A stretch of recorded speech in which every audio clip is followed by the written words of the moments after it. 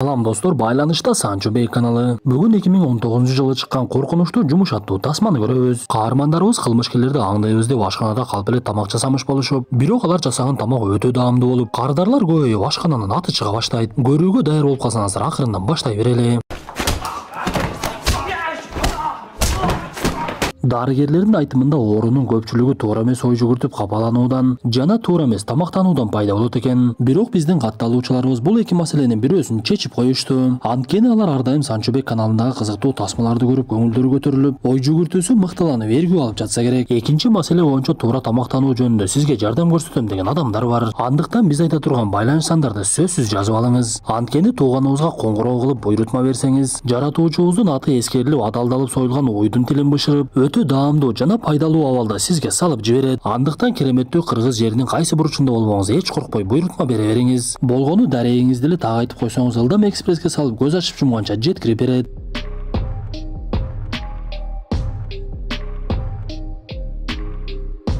Тасманын башында бир топ адамдар кумар оюнун ойноп олтурушкан. Алардын арасында Хван Дон деген бала баңгизаттарды сатып өзү дагы колдонуп, сүйлөшүп олтурушкан кезде эле сыртта тарактаган үндөр чыга баштайт. Анда бирөөсү терезени ачса, ал жерге жип менен асылып тергөөчү кыз келиптир. Көрсө тергөөчүлөр Хван Донду жашыруун кармайбыз деп, бирок өздөрү түшкөн жипти башкара алышпай, терезеге туш келе албай, такыр эле кире албай коюшат. Анда Хван Дон тескерисинче өзү терезеден секирип жерге түшүп калып, андан нары качып, капитан Ко дагы жибин жакшы башкара албай, бирок жерге түшкөнгө аракет кылып өтө катуу түшүп калат. Ошентип ал жерге келгендер чогулуп алып эле Хван Донду коолап жөнөшөт. Тебе не GTA, придурок!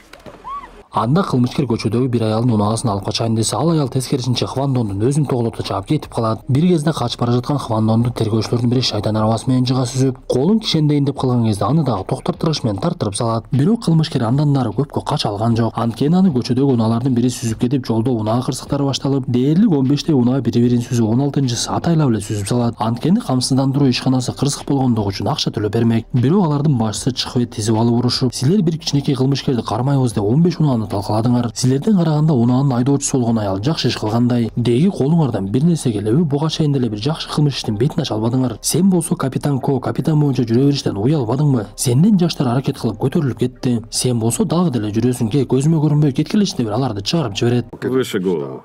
Стол разглядываю, красивый.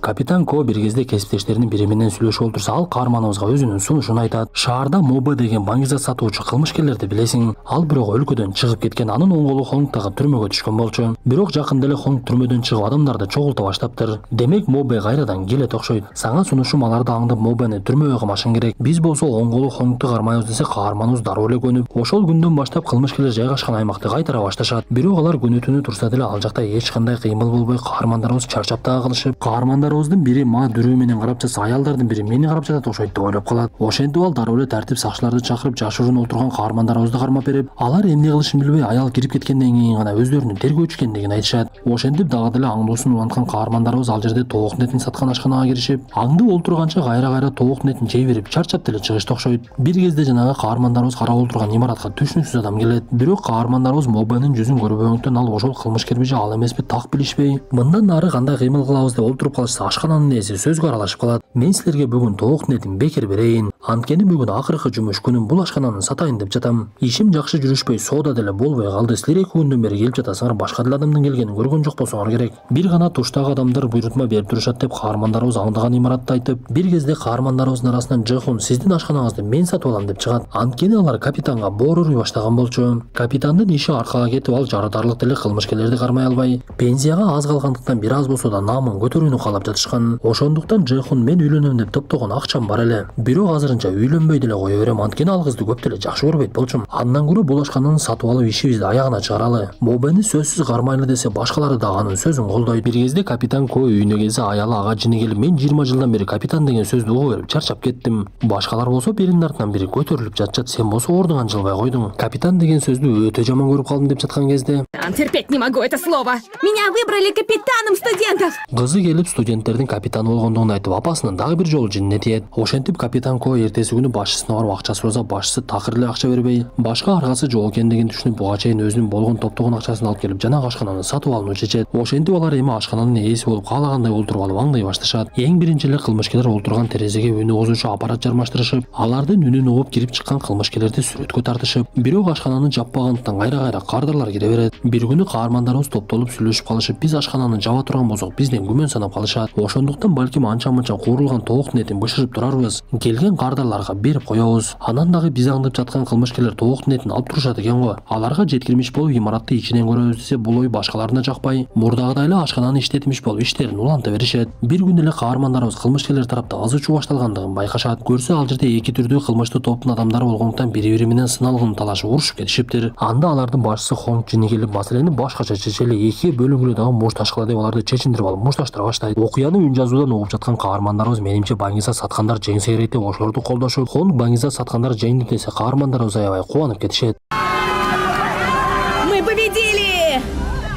Ошентип бир кезде Хонг адамдарынын бирин тоок нетин алып келди деп жөнөткөн кезде каармандарыбыз эмне кылышын билишпей, бул жолу этибиз түгөнүп калды деп кутулушуп, бирок эртеси күндөн баштап тоок нетин бышырууну чечишет. Анткени алар кылмышкерлердин бетин ачыш үчүн өздөрү жөнүндө такыр күмөн санатыш керек эмес болчу.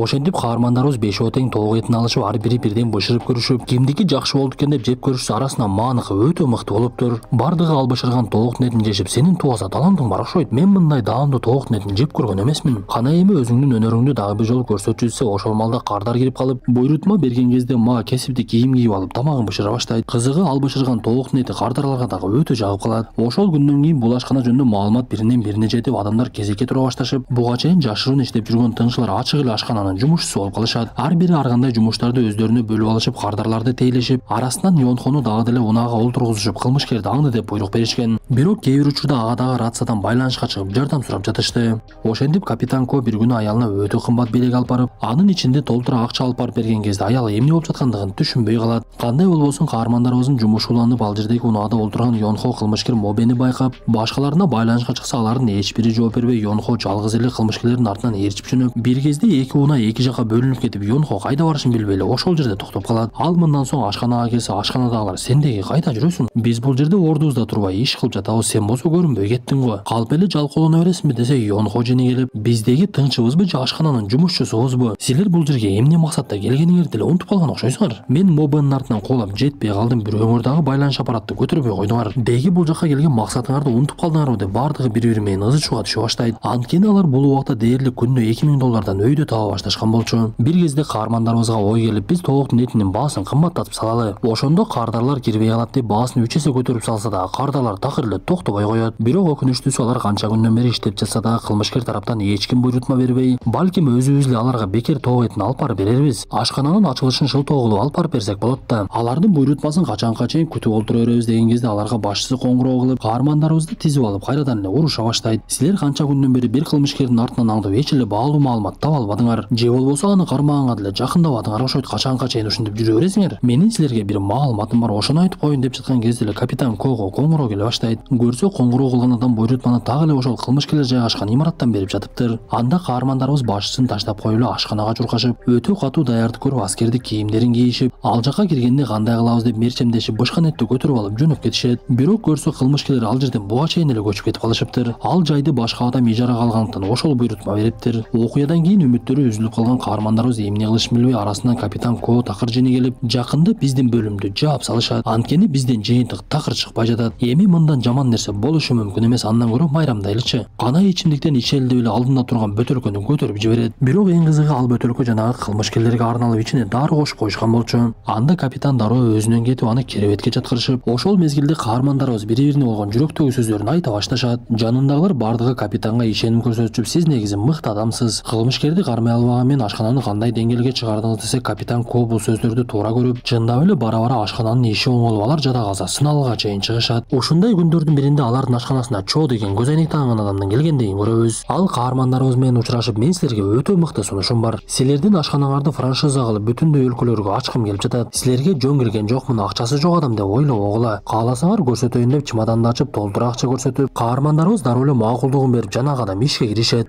Бирок биз ушул жерде чындыгында бул Чо деген адам ким экендигин түшүнө баштайбыз. Ал жанагы кылмышкер Мобенин колунда иштеген адам болот. Алар Баңгизатты өлкө боюнча оңой ташып, сатуунун жолун издешип, сыналгынан каармандарыбыздын ашканасы жөнүндө көрүп калышып, ар тарапка ашкана ачышып Баңгизат сатууну көздөшөт. Бул убакта капитан иштен кетүүнү чечип, ашканада ишин уланта баштаган. Ошентип ар кайсы жерге ашканалар ачылып, башында иштер жакшы жүрө баштап, убакыттын өтүшү менен каармандарыбызга ар тараптуу маселелер пайда боло баштайт. Анткени кылмышкерлердин максаты алардан Баңгизат алган кардарларына толук этин жеткирмиш болуп, эттердин арасына Баңгизаттарды салып барып жатышкан. Ошондуктан ашкананын жумушчулары эттин даамына көп деле маани беришпей эптеп-септеп жасашып, Баңгизат эмес толук этин жеген келген кардарлар ар кандай арызданышып, каармандарыбыздын ашканасы тууралуу интернетке чыгып жаман сөздөр жазыла баштайт. Муну билген капитан Ко биринчи Чонго барып, эгер мындай боло бере турган болсо ашкананын бардыгын чаптырып саламын. Башында бардыгы жакшы болот дедиң эле, эми болсо бардыгы артка кетип жатыптыр. Кол алдындагы жумушчулардын бардыгын текшергенде ал жерден кетип, өздөрү да текшерүүнү чечишип, Чон ачкан жаңы ашканаларда иш кандай болуп жаткандыгын текшере башташат. Анда каармандарыбыз толук эти жеткирилгенден аны дароо эле ыргытып салгандыктарын байкашып, анын ичинен кичинекей нерсени гана алып кирип кеткендигин көрүшөт. Ошондо гана каармандарыбыз маселенин кайда жаткандыгын түшүнүштү окшойт. Анткени толук этин буйрутма бергендердин бардыгы Баңгизат чеккендер болуп чыгат. Бул убакта каармандарыбыздын арасынан этти мыкты бышырган ма ашканалардын бирин текшерип жатып, ал жердеги жумушчулардын бардыгын Кытайдан келген кылмышкер экендигин байкап, ма өзү дагы Кытай тилин түшүнгөндүктөн алар менен мушташууга киришет. Бирок анын батылы эсин оодара чабышып, бул тууралуу кылмышкерлердин башчысы Мобе дагы билип, анын тынч экендигин көрүп, биздин ишибиз жөнүндө маалымат чыгып кетиптир деп катуу жини келет. Биз ушул жерде Мобе дагы Кытайдан келген кылмышкер экендигин түшүнөбүз. Ал буйругун берип, бул тынчны дагы ишти баштаган Чонду дагы өлтүрүп салгыла деп ал жерден кетет. Бул убакта каармандарыбыз эмне кылышын билбей турган кезде эле бейтааныш адамдар аларга коңгуроо кылат. Көрсө жанагы зөөкүрлөр мааны байлап алып аны өлтүрүүгө кирише башташыптыр. Анда каармандарыбыздын арасынан Жанк маанын кайда жүргөндүгүн уюлдук аппарат аркылуу билип, унаага олтуруп алып аны дароо эле издеп жөнөшөт. Бул убакта кылмышкерлер жерди казып байланып турган ма өзүнө келет. Ал таңылган колун оңой эле чечип, ал жердеги адамдардын бардыгы менен мушташып, мени жөндөн эле тынч болгон деп ойлоп жатасыңарбы? Мен силерге окшогондордун көбүн көргөм деп эле чекеден уктатып салат. Каарманыбыз аягында франшиза ачабыз деп баленин бардыгын баштаган Чондун байланып тургандыгын көрүп, ага жини келип эле шапалак менен бердирет.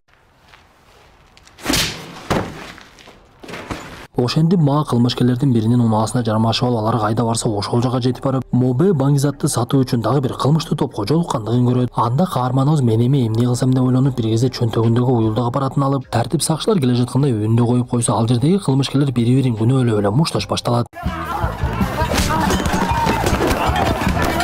Бир кезде маанын уюлдук аппарат аркылуу таап алышып, башка каармандарыбыз дагы ал жерге келип, биз ушул жерде каармандарыбыздын иштери оңунан чыкпай жаткандыгы менен жөнөкөй адамдар эмес экендигин түшүнөбүз. Анткени алар кылмышкерлер көп санда болсо дагы эчтекеден коркпой, аркага кайтышпай, душмандарга тике карап мушташууга киришишет. Ошентип алар көп сандагы кылмышкерлерди жок кылышып, Мобе бир кезде адамдардын бири менен акчаны алып качып жөнөп, анын жанындагы Саны деген кыз дагы өтө күчтүү мушташат экен. Анткени артынан кубалап бара жаткан капитан Кону бат эле уртугума калып, бир кезде ма жетип келсе, аны деле көзгө илбей сабап салат. Бирок каармандарыбыздын арасынан Жант келип ал кыз менен тең тейлаша мушташып, ошонун гана алы жетип тескерисинче Саныны сабап салды. Бул убакта Мобе кичинекей кайыктардын бирине олтуруп алып качып жөнөгөн. Көрсө капитан эбак эле анын артынан жетип кайыгына секирип түшүп, Мобе дагы аны көрүп калып экөөнүн ортосунда мушташ башталат. Ошентип экөөнүн ортосундагы мушташ көпкө уланып, акыр аягы чарчап деле калышып, бири-бирин бир убакта урушуп, экөө тең эсин жоготот. Бир кезде эсине келген капитан акыркы күчү менен Мобеге барып, анын бутун тиштеп алып эптеп-септеп колго түшүрөт. Ошентип окуя болгон жерге тартип сакчылар жетип келишип, каармандарыбыз кылмышкерлердин бардыгын байлап коюп, өздөрү олтуруп алышыптыр. Биз ушул жерде Ма менен Жанк экөө бири-бирин жакшы көргөндүгүн түшүнөбүз. Анткени эки каарманыбыз бири-бирине башкача карашып эле бир маалда баштап жиберишет. Ошентип каармандарыбыз көптөн күткөн күн келип, бардыгынын наамы көтөрүлүп, кубанычтары койнуна батпай жаткан жерден тасма дагы аягына чыгат. Достор, тасма жакса мыкты белгисин басып, оюңуздарды сөзсүз калтыра кетиңиздер. Анда эмесе кийинки тасмадан жолугушканча ден соолукту жакшы карап, ичибизде өзүбүз дагы билбеген, бирок элге пайдасы тийген таланттарыбыз болсо, ошолорду чыгара жүрөлү.